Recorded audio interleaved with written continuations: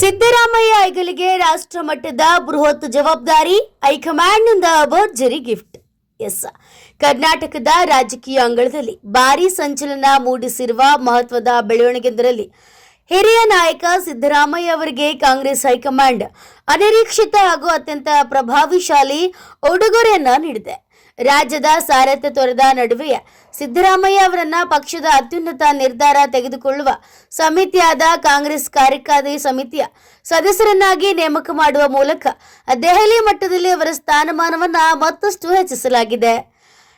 ರಾಜ್ಯ ರಾಜಕೀಯದಲ್ಲಿ ಹೊಸ ಬದಲಾವಣೆಗಳು ನಡೆಯುತ್ತಿರುವ ಈ ಸಂದರ್ಭದಲ್ಲಿ ಎಐಸಿಸಿ ಅಧ್ಯಕ್ಷ ಮಲ್ಲಿಕಾರ್ಜುನ್ ಖರ್ಗೆ ಈ ಮಹತ್ವದ ನಿರ್ಧಾರವನ್ನು ಕೈಗೊಂಡಿದ್ದಾರೆ. ಎಐಸಿಸಿ ಪ್ರಧಾನ ಕಾರ್ಯದರ್ಶಿ ಕೆಸಿ ವೇಣುಗೋಪಾಲ್ ಅವರು ಈ ಕುರಿತು ಅಧಿಕೃತ ಪತ್ರಿಕಾ ಪ್ರಕಟಣೆಯನ್ನ ಹೊರಡಿಸಿದ್ದು, ತಕ್ಷಣದಿಂದಲೇ ಜಾರಿಗೆ ಬರುವಂತೆ ಸಿದ್ದರಾಮಯ್ಯ ಅವರನ್ನ ಸಿಡಬ್ಲ್ಯೂಸಿ ಸದಸ್ಯರನ್ನಾಗಿ ಆಯ್ಕೆ ಮಾಡಲಾಗಿದೆ ಎಂದು ತಿಳಿಸಿದ್ದಾರೆ.